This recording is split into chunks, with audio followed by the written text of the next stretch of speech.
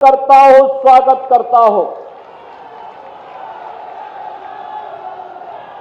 बहनों और भाइयों, युग तुलसी के रूप में विख्यात स्वामी राम किंकर जी महाराज की यह पावन धरा है और यह वर्ष पंडित राम किंकर जी महाराज की जन्म शताब्दी वर्ष भी चल रहा है। मुझे लखनऊ और अयोध्या के कार्यक्रम में जाने का सौभाग्य प्राप्त हुआ था। इस पावन धरा को कोटि कोटि नमन। और मिर्जापुर की धरती सिद्धों, संतों, योगियों की साधना की भूमि है। स्वामी अनगड़ानंद जी महाराज, स्वामी हंस देवराहा बाबा जी महाराज की भी पावन साधना की भूमि है। इन सभी वरिष्ठ पूज्य संतों को भी मैं यहीं से सादर अभिवादन करते हुए आप सभी को देवोत्थान एकादशी और कार्तिक पूर्णिमा की भी हृदय से बधाई देता हूं, अग्रिम शुभकामनाएं देता हूं। बहनों और भाइयों, फर्क साफ है। आज भाजपा की एनडीए की सरकार, डबल इंजन की सरकार केंद्र और राज्य में काम कर रही है। अब हमारा बिंद क्षेत्र विकास के लिए हाथ नहीं फैलाता है, बल्कि विकास स्वयं उनके पास आता है। याद करिए, कभी यह क्षेत्र खनन माफिया और भू माफिया के लिए जाना जाता था और आज अच्छे जनप्रतिनिधि आप चुनते हैं, अच्छे सांसद चुनते हैं, अच्छे विधायक चुनते हैं, तो आज मिर्जापुर की पहचान मां विंध्यवासिनी धाम के कॉरिडोर, भव्य कॉरिडोर के लिए हो रही है। आज मां विंध्यवासिनी धाम में अपना स्वयं मिर्जापुर का मेडिकल कॉलेज है। आज इस क्षेत्र में मां विंध्यवासिनी के नाम पर एक विश्वविद्यालय की स्थापना भी हो चुकी है।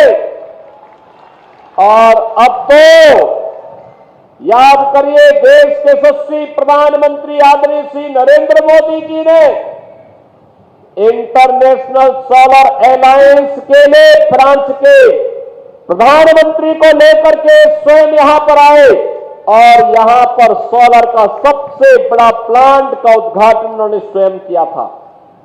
बहनों और भाइयों, मैं आज इसीलिए आपके पास आया हूं आपसे कहने के लिए, आपने बदलते हुए भारत को 10 वर्ष में मोदी जी के नेतृत्व में देखा है।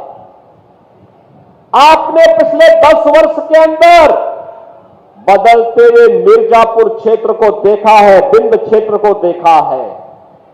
बहनों और भाइयों, एक तरफ भारतीय जनता पार्टी, अपना दल, Nishad party, Suheldev Rajbhar party, RLD का एक गठबंधन एनडीए के रूप में गांव, गरीब, किसान, नौजवान, महिलाएं और समाज के विकास के लिए पूरी प्रतिबद्धता के साथ कार्य करने के लिए दिखाई दे रहा है, तो दूसरी ओर समाजवादी पार्टी, कांग्रेस का इंडी गठबंधन है। बहनों और भाइयों, कितना झूठ और फरेब इनके द्वारा कहा गया। इन्होंने कहा था खटाखट चुनाव के बाद। क्या खटाखट से किसी को 1 लाख रुपया मिला क्या? किसी को पैसा मिला क्या? आप समाजवादी पार्टी और कांग्रेस के लोगों से पूछो कि पैसा कहां गया। बहनों और भाइयों, ये तो मां विंध्यवासिनी का धाम है, नारी शक्ति के जागरण का धाम है, नारी अस्मिता और नारी स्वाभिमान का धाम है। और हमारी परंपरा में कहते हैं यत्र नारस्तु पूजन्ते रमन्ते तत्र देवता, जहां साक्षात मां विंध्यवासिनी स्वयं विराजमान होकर के, मां अष्टभुजी स्वयं विराजमान होकर के अपनी आशीर्वाद बरसा रही हो, उस पावन धरा समाजवादी पार्टी के लोगों ने तो आज वह भी नहीं छोड़ा है। बहनों और भाइयों, देख सपाई बिटिया घबराई, आज आप देख सकते हैं। और मैं इसीलिए आपसे कहने के लिए आया हूं, अयोध्या में एक निषाद बिटिया के साथ इन समाजवादी पार्टी के नेता मुइन खान के द्वारा क्या व्यवहार किया गया था। अब आप बताओ, इसमें क्या कार्रवाई नहीं होनी थी? क्या कार्रवाई होनी चाहिए थी ना? और हम लोगों ने जब कार्रवाई की तो ऐसे लगा जैसे समाजवादी पार्टी के नेता अब जमीन आसमान एक कर देंगे। कन्नौज में एक बेटी के साथ किस प्रकार का व्यवहार समाजवादी पार्टी के नेता के द्वारा किया गया, और इसीलिए मैं कह रहा हूं, देख सपाई बिटिया घबराई, ये समाजवादी पार्टी आज यह तो एक प्रोडक्शन हाउस बन गया है, माफिया और अपराधियों को पालने का प्रोडक्शन हाउस है ये। यानी जहां पर हर दुर्दांत अपराधी, हर दुर्दांत माफिया, हर दुर्दांत दुष्कर्मी जहां से पैदा होता है, और इसके सीईओ अखिलेश यादव है, इनका ट्रेनर शिवपाल यादव है। और इसीलिए मैं आपसे कहने के लिए आया हूं कि बहनों और भाइयों, ये माफिया और ये अपराधी किसी के नहीं हुए। जहां जाएंगे पूरी संपत्ति हड़प लेंगे, गरीब को उजाड़ देंगे, कमजोरों को पर अत्याचार करेंगे, बेटी और बहन की इज्जत पे हाथ डालने का काम करेंगे। कभी समाजवादी आंदोलन देश का एक आदर्श आंदोलन माना जाता था। जयप्रकाश जी थे, डॉक्टर राम मनोहर लोहिया जी थे, आचार्य नरेंद्र देव थे, चंद्रशेखर जी थे, जनेश्वर मिश्रा जी थे, मोहन सिंह जी थे। एक आदर्श था इनका। इन्होंने कहा था मूल्यों की राजनीति करने की बात की थी। इन्होंने कांग्रेस के खिलाफ आंदोलन का संघनाद किया था। कांग्रेस के अराजक भ्रष्ट गतिविधियों के खिलाफ इन्होंने संघनाद किया था। लड़े थे, देश के लिए, लोकतंत्र के लिए लड़े थे। और आज ये समाजवादी पार्टी पेशेवर माफिया और अपराधियों का गढ़ बनकर के किस तरीके की अराजकता पैदा कर रही है, यह किसी से छुपा हुआ नहीं है। और इसीलिए मैं आपसे कहने के लिए आया हूं, बहनों और भाइयों, कहने के लिए आया हूं, आखिर यह अतीक अहमद किसकी देन है? ये मुख्तार अंसारी किसकी देन था? एक खान मुबारक किसकी देन था? आप मुझे बताओ। मैं आपसे कहने के लिए आया, यही कहने के लिए आया हूं, कृष्णानंद राय की हत्या, भारतीय जनता पार्टी के विधायक की हत्या सरेआम गाजीपुर जनपद के अंदर की गई थी। जब कृष्णानंद राय की हत्या हुई थी, बहनों और भाइयों, जब कृष्णानंद राय की हत्या हुई थी, उनके साथ रमेश पटेल भी थे, रमेश यादव भी थे, और ऐसे अन्य लोग थे जो कृष्णानंद राय के साथ ही, जिनको गोलियों से इस माफिया ने भून डाला था। लेकिन बहनों और भाइयों, समाजवादी पार्टी की सरकार थी, कुछ भी कार्रवाई नहीं हुई। ऐसे ही प्रयागराज में हुआ था। राजू पाल बहुजन समाज पार्टी के विधायक थे, समाजवादी पार्टी की सरकार थी। अतीक अहमद के गुंडा ने राजू पाल की निर्मम हत्या कर दी, न्याय नहीं मिला। लेकिन न्याय उस परिवार को तब मिला जब डबल इंजन की भाजपा की सरकार आ गई। और इसीलिए मैं कहता हूं बहनों और भाइयों, इसीलिए मैं कहने के लिए आया हूं, ये जो समाजवादी पार्टी है, यह हर दुर्दांत माफिया और अपराधी का प्रोडक्शन हाउस बन गया है। यानी यहां से पैदा होते हैं, यहीं से लूट खसोट करते हैं, अराजकता फैलाते हैं और फिर जनता को गुमराह करने की बात भी करते हैं। आखिर मैं पूछना चाहता हूं, इस मिर्जापुर में विश्वविद्यालय समाजवादी पार्टी की सरकार 4 बार मुख्यमंत्री थे, क्यों नहीं उन्होंने दिया? क्यों नहीं मेडिकल कॉलेज बनाया? क्यों नहीं यहां की हर घर नल की योजना को लागू किया? क्यों नहीं मां विंध्यवासिनी के धाम को इन्होंने कॉरिडोर के रूप में बदलने का काम किया? क्योंकि विकास इनके एजेंडे में नहीं, यहां तो विकास उनके परिवार का हो, मिर्जापुर और विंध्य क्षेत्र का नहीं, प्रदेश का नहीं। इससे इनको कोई लेना देना नहीं, विकास से इन्हें कोई लेना देना नहीं। ये लोग तो अव्यवस्था और अराजकता में विश्वास रखते हैं। और इसीलिए जब विकास की बात होती है, आपने मोदी जी के नेतृत्व में बदलते हुए भारत को देखा है। आज तो प्रधानमंत्री मोदी जी ने भी कह दिया है कि देश के अंदर 50 करोड़ लोग पहले से 5 लाख रुपए की स्वास्थ्य बीमा का कवर प्राप्त कर रहे थे। अब तो मोदी जी ने कह दिया है 70 वर्ष के ऊपर के जितने भी बुजुर्ग होंगे सबको हर वर्ष 5 लाख रुपए की फ्री में स्वास्थ्य की सुविधा देंगे। अब मुझे बताओ, क्या इसमें भी जाति की बात है क्या? तो जो भी है सबको मिलेगा, सबका साथ और सबका विकास। सबका साथ और सबका विकास यही होता है। राशन 15 करोड़ लोग यूपी में और देश के अंदर 80 करोड़ लोग फ्री में राशन का लाभ प्राप्त कर रहे हैं। पिछले 4.5 वर्ष से प्राप्त कर रहे हैं और अगले 5 वर्ष तक प्राप्त करते रहेंगे। आप सोचिए, 4 करोड़ गरीबों के मकान बन गए। अकेले यूपी के अंदर 56 लाख गरीबों के मकान बन गए। 12 करोड़ गरीबों के घर में शौचालय बन गए देश में।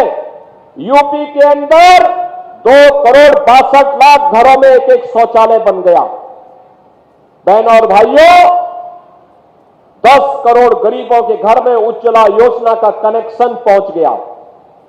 और हम लोगों ने तो तय किया है कि होली और दीपावली में फ्री में एक भरा हुआ सिलेंडर उपलब्ध करवाएंगे। वह आज वर्तमान में भी मिल रहा है। और इसीलिए आज मैं आपसे कहने के लिए आया हूं, बहनों और भाइयों, विकास का जो क्रम यहां पर यहां की माननीय सांसद श्रीमती अनुप्रिया पटेल जी के नेतृत्व में, यहां के लोकप्रिय विधायक के रूप में कार्य कर रहे डॉक्टर विनोद बिंद के नेतृत्व में आगे बढ़ा था। यह सिलसिला थमना नहीं चाहिए और इसके लिए यहां पे डबल इंजन होना ही चाहिए। इसके लिए विधानसभा चुनाव में भी एनडीए के प्रत्याशी के रूप में भाजपा की प्रत्याशी श्रीमती सुष्मिता मौर्य को भारी बहुमत से विजयी बनाने की अपील करने के लिए मैं आपके पास आया हूं। बहनों और भाइयों, 17 से 22 के बीच श्रीमती सुष्मिता मौर्य जी यहां की विधायक के रूप में काम की थी। अनुप्रिया जी के साथ मिलकर के उन्होंने बेहतरीन संवाद बनाकर के विकास के कार्यों में एक गति देने का काम किया था। 2022 में डॉक्टर विनोद बिंद को भारतीय जनता पार्टी और एनडीए की ओर से टिकट देकर के यहां पर प्रत्याशी बनाया गया। तब भी डॉक्टर सुष्मिता मौर्य यहां पे काम कर रही थी, भाजपा और एनडीए के लिए कार्य कर रही थी। जब भी मैं यहां पर आया किसी भी चुनाव में, श्रीमती रिंकी कौल के चुनाव आया हो या फिर लोकसभा चुनाव में, तब भी वे यहां पर थी, काम कर रही थी। और इसलिए बहन और भाइयों, आज मैं आपसे अपील करने के लिए आया हूं, यही अपील करने के लिए आया हूं। ये नए भारत का नया उत्तर प्रदेश आज जिस दिशा में आगे बढ़ चुका है, वो किसी से छुपा हुआ नहीं है। इन 7.5 वर्षों में प्रधानमंत्री मोदी जी के नेतृत्व में, उनके मार्गदर्शन में उत्तर प्रदेश का परसेप्शन बदला है। उत्तर प्रदेश के बारे में लोगों की धारणा बदली है। आज उत्तर प्रदेश के बारे में लोग अच्छा सोचते हैं, अच्छा देखते हैं। लोगों को लगता है उत्तर प्रदेश अब देश की अग्रणी अर्थव्यवस्था के रूप में आगे बढ़ेगा। अब उत्तर प्रदेश का नौजवान पलायन नहीं करेगा। और बहनों और भाइयों, यही कहने के लिए आज मैं आया हूं। आप सोचिए, 1 करोड़ परिवारों को तो वर्तमान में एक डबल इंजन की भाजपा एनडीए की सरकार 12,000 रुपये 1 करोड़ परिवारों को 12,000 सालाना पेंशन की सुविधा उपलब्ध करवा रही है। 12 करोड़ किसानों को, जिसमें 2 करोड़ 62 लाख किसान अकेले यूपी के हैं, इन्हें 6,000 रुपये सालाना प्रधानमंत्री किसान सम्मान निधि का लाभ प्राप्त हो रहा है। बहनों और भाइयों, भारतीय जनता पार्टी और एनडीए आप सबकी ताकत के बल पर विकास और विरासत का जो मॉडल खड़ा कर रही है, इसी में आने वाली पीढ़ी का भविष्य उज्जवल बनने वाला है। और इसीलिए भारतीय जनता पार्टी बार बार कह रही है, हम लोग आपसे बार बार कह रहे हैं कि लोकसभा चुनाव के दौरान जिन्होंने अफवाह फैलाई थी, जिस प्रकार का इन्होंने दुष्प्रचार किया था, उसका पर्दाफाश हो चुका है। चुनाव संपन्न हो गए, मोदी जी तीसरी बार प्रधानमंत्री बन गए। तीसरी बार प्रधानमंत्री बनने के बाद भी आज भी बाबा साहब भीमराव अंबेडकर के द्वारा बनाया गया संविधान वैसे ही है। आज भी इसी प्रकार का सम्मान सबको प्राप्त हो रहा है, कई आरक्षण समाप्त नहीं हुआ है।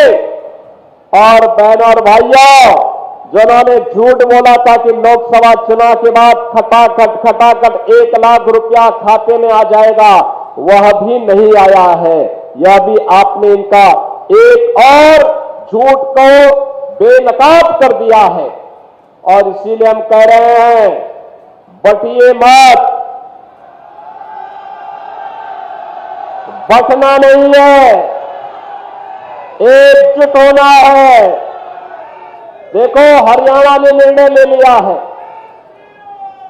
हरियाणा के बारे में सभी राजनीतिक विशेषज्ञ कहते थे कि इस बार कुछ गड़बड़ लगता है। हम लोग कहते थे गड़बड़ नहीं होगा, सही होगा, 2/3 बहुमत के साथ भाजपा वहां सरकार बनाएगी। और बहनों और भाइयों, हरियाणा में भाजपा की तीसरी बार सरकार बनी है। मोदी जी की नीतियों का लोगों ने वहां पर समर्थन किया है। और मेरी आप सबसे अपील है कि बटिए मत, एक रहेंगे तो सेफ रहेंगे के भाव के साथ हमें भारतीय जनता पार्टी और एनडीए के प्रत्याशी को विजयी बनाना है। आप सबसे मेरी अपील होगी, 20 नवंबर को चुनाव है। 20 नवंबर के चुनाव में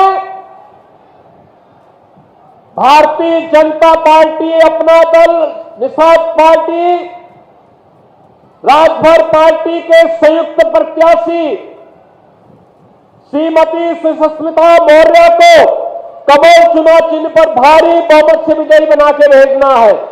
सभी लोग सहमत हैं? सभी लोग आशीर्वाद देने के लिए सहमत हैं? जहां तक मेरी आवाज जा रही है, पीछे के लोग, अब आप तक भी मेरी आवाज पहुंच रही होगी। सभी लोग सहमत हैं? दोनों हाथ उठा करके अपना आशीर्वाद दीजिए। सहमत हैं? तो फिर मेरे साथ बोलेंगे भारत माता की